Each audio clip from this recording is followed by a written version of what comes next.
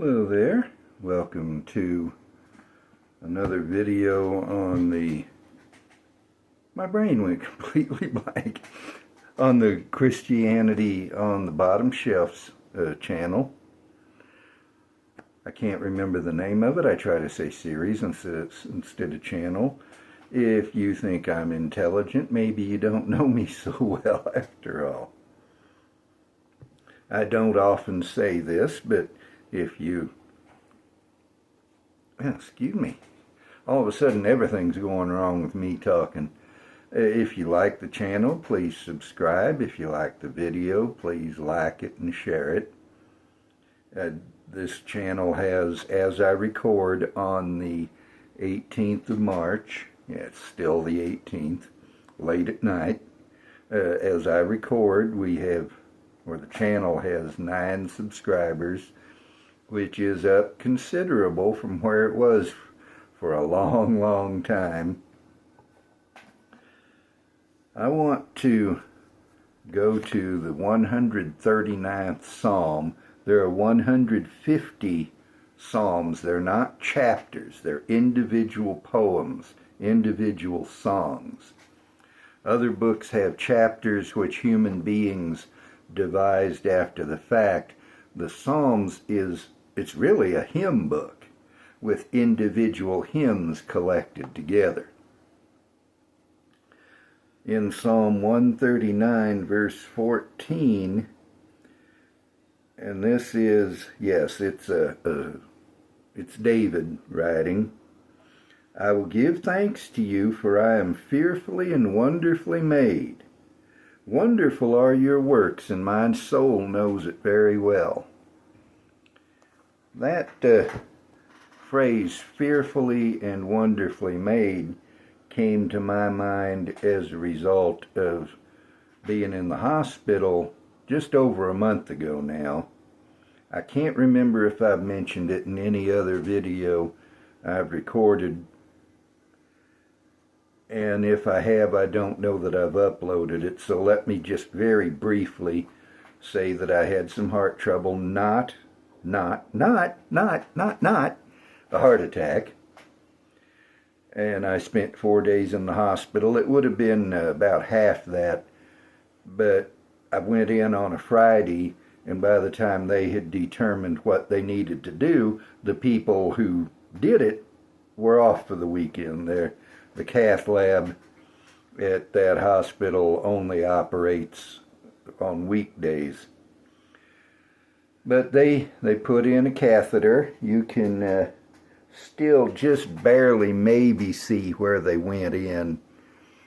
And now I've got a stent in my heart. There was only one blockage, but it was 95%. No wonder I thought I was having a heart attack. I wasn't, not a heart attack, but it hurt. And so that experience called this verse to mind, because yes, I had heart trouble.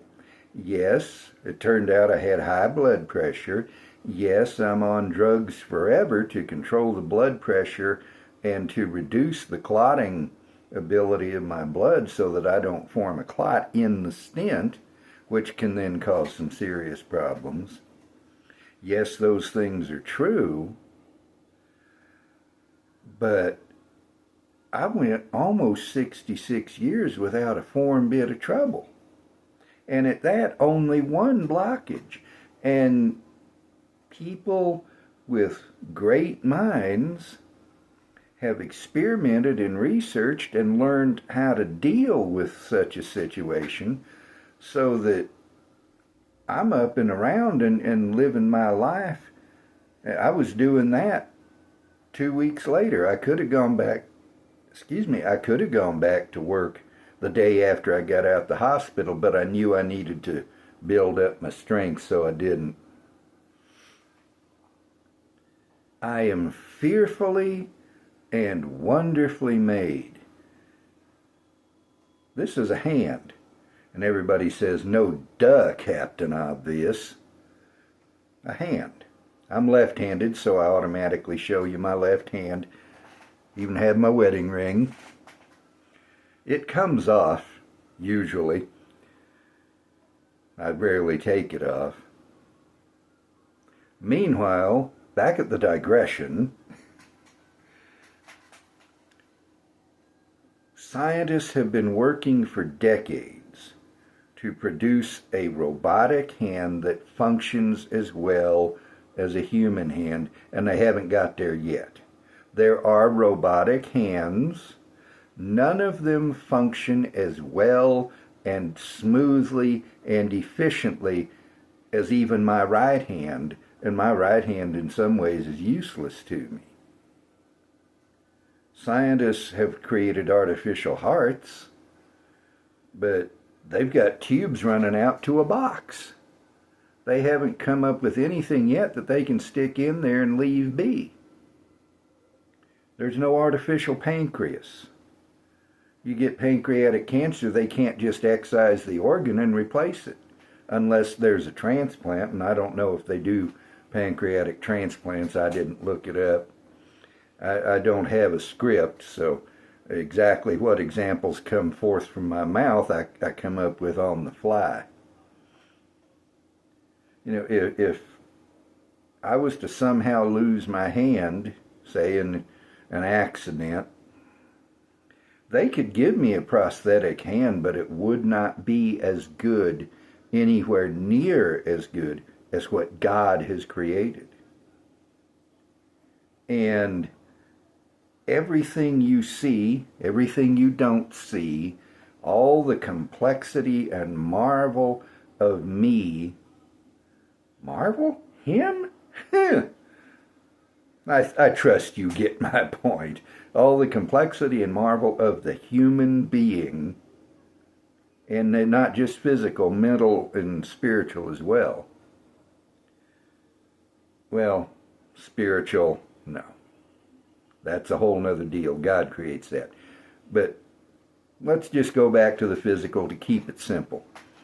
All of this comes from one sperm cell and one egg cell joining. From the combination of my father's DNA and my mother's DNA comes me. The exact same DNA knows how to grow fingernails, how to grow hair, how to grow eyes, how to grow a heart, how to grow legs and feet. It's the exact same DNA, and unless there is a problem, and I'll come to all that, that same DNA grows everything where it's supposed to be, how it's supposed to be, and you will never convince me that blind, random, mutational chance could ever come up with such a complex thing. The odds of evolution producing, say, a fingernail are already large, or the odds against it. But you have so many different things going on in a human body, all of which have to work properly the first time, that the chances of it happening are non-existent. It's like the astronaut, and it's attributed to different ones, I think most commonly Gus Grissom. But the astronaut who, as they were sitting in the capsule on top of the rocket waiting for launch, said, you know, this thing has over 1 million parts in it, all of which have to work right the first time, and all of them built by the lowest bidder. And I read a book years ago, I can't remember the name of it, but it turns out that the Saturn V is the only launch system in which there was never a failure of the flight article. Test articles, yes. Flight article, no. Those being rocketry terms for rockets they tested with and rockets they actually flew. So I'm fearfully and wonderfully made, and so are you.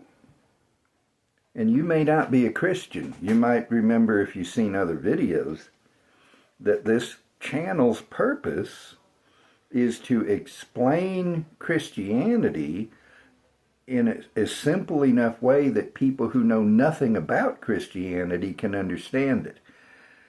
You'll have to judge how well I succeed. Being a country boy, being a hick, I think helps me in that. If I can understand it, you can understand it. And my simple way of explaining it should help you. Should. Again, you have to judge that. We're fearfully and wonderfully made, so why did I have heart trouble? One word, Adam. One more word, sin. Now, you may not believe that God created an actual human being, a male, a man, from the dust of the ground. You may not believe that God excised one of his ribs and made it into a woman, Eve. But that is what happened. We have sound reasons, and I'm not an expert on this, and it's not the subject of this video, but we have sound reasons to believe that the first 11 chapters of Genesis, as well as the rest, are actual, objective history. They recount things that actually did happen. Now, I need to be a little technical here. God did not make Adam and Eve perfect. Perfection means that they could not sin. God is perfect and cannot sin,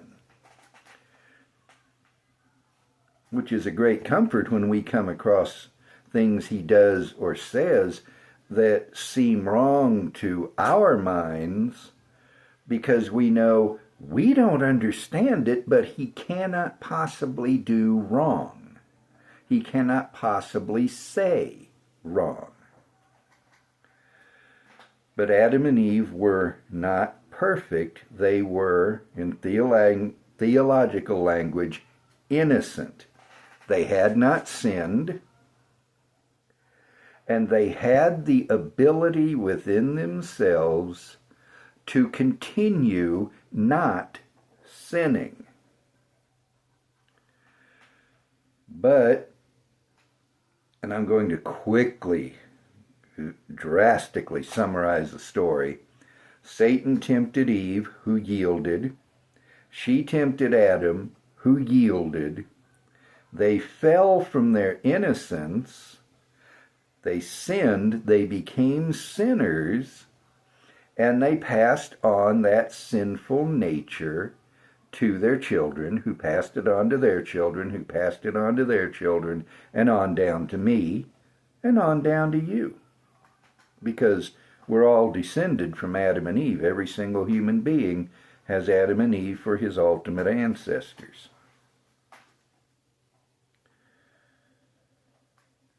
And there's a whole nother topic in how did Adam's sin transmit to us.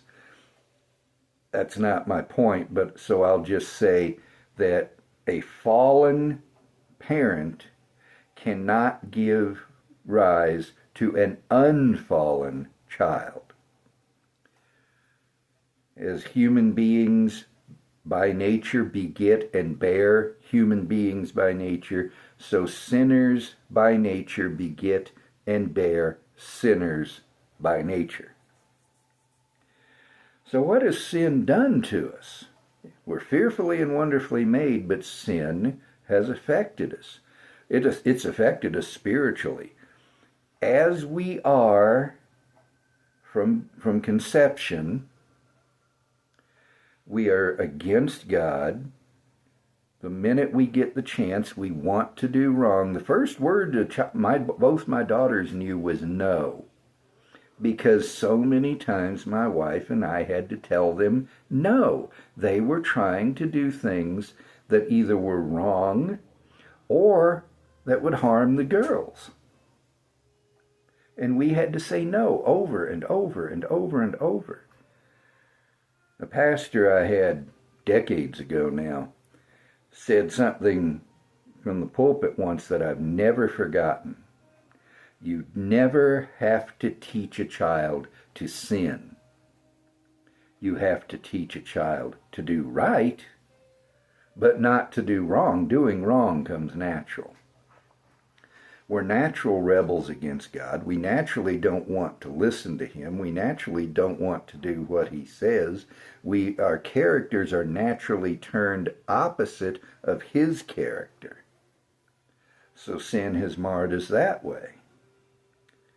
It has marred us, and I wrote things down lest I forget, and I did. It has marred us or mentally. I'm getting ahead of myself. I saw it there, and then I went to the last one. If you think I'm a genius, have I got news for you. But sin has marred us mentally. Did you see the bobble I just did? Before the fall, Adam would not have bobbled mentally. Since I was a teenager, I have many times got up, gone into the kitchen, opened the cabinet, and not remembered why I was there. I can't blame it on old age. I've been doing it for 50 years or more. My mind does not work as designed. It's like an automobile. It has a design function, but if you maltreat it, you don't maintain it properly, it may still run, but it won't run properly. And my mind does not run properly, and neither does yours. I'm in asset protection, have been for 5 years, never thought I'd be in that line of work, and here I am, and I enjoy it. And I frequently have the opportunity, the necessity, to watch thieves on video to determine what they took. And the utter stupidity of these people, it's appalling. They think they're so smart, and they get in the aisle, and I am not exaggerating. I'm not. Sometimes for 5 minutes, they will just stand there and stare at the shelf, unable to decide whether they want the blue bottle or the red one. Our minds are marred by sin. They don't work right. And that's why there's such a thing as mental illness. Now, a lot of what they classify as mental illness now isn't. It's just minds not working as they ought to. Some of it is just pure whining laziness. But our minds don't work as God designed them. Neither do our bodies. Now we get to the physical. My heart didn't do what it was supposed to. There shouldn't have been a blockage in my arteries. If I was in the same condition as Adam on the day of creation, there would not have been a blockage, ever. And I would have lived forever. Nothing would have broken down. I wouldn't be gray. My eyesight wouldn't require these things. And I wouldn't have cataracts. I do. They're not ready for operating yet. The glasses still give me 20/20 vision. If sin had not marred my body, I wouldn't have arthritis. If you're not old enough, you don't know Fred G. Sanford on Sanford and Son, but he had arthritis.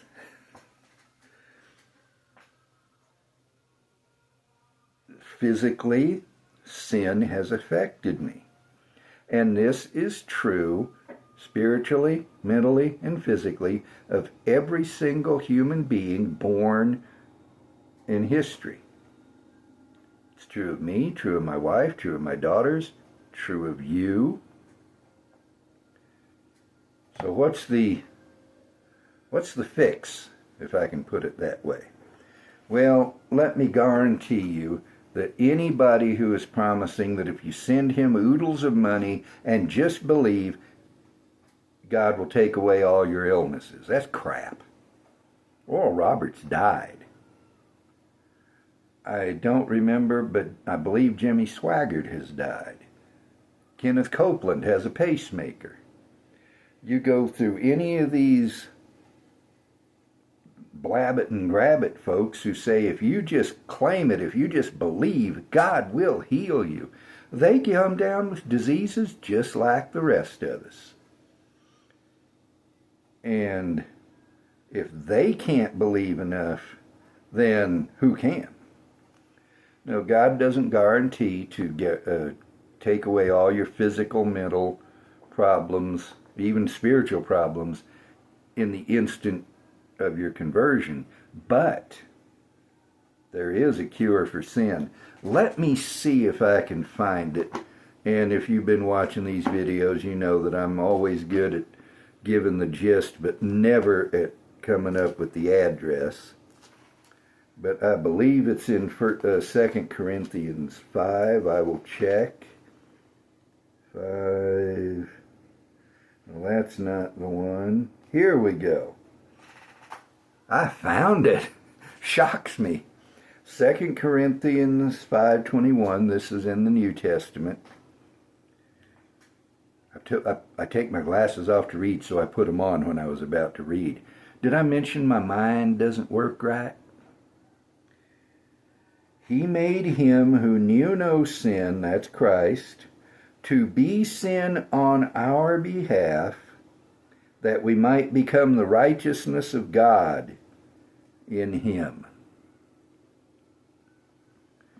That is the doctrine that we call imputation.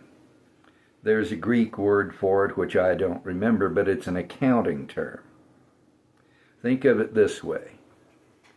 You are in debt to whomever. Say you owe him $200,000. Say maybe it's the hospital.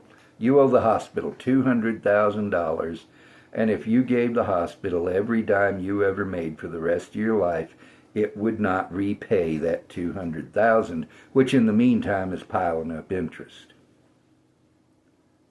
Somebody walks into the hospital, says, I have the full amount right here. You charge me that amount, I will pay it, and the debtor goes free. If somebody did that for you, that would be imputation. The hospital would be requiring your debt of him and sending you the notice that it's paid in full. And one of the things that Jesus said on the cross was, it is finished. John, I can't remember, 19:21 maybe? Don't take my word for it. He said, it is finished. In Greek, it's one word. It's another accounting term as it happens. Tetelestai, paid in full. Every single person for whom Christ died, his debt is paid in full. For whom did Christ die? For all who believe. Do you believe? Then he died for you. Do you not believe? Well, why don't you?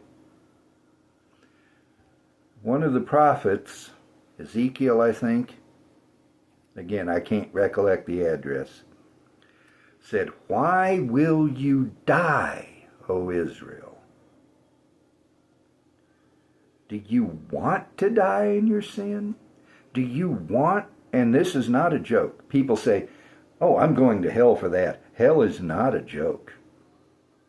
It is eternal, unending, exquisite, agonizing torment. It is the exact punishment you deserve for your sin. Do you want to go to hell? Do you want to experience that? No? Then why are you waiting? Why don't you come to Christ right now, this instant?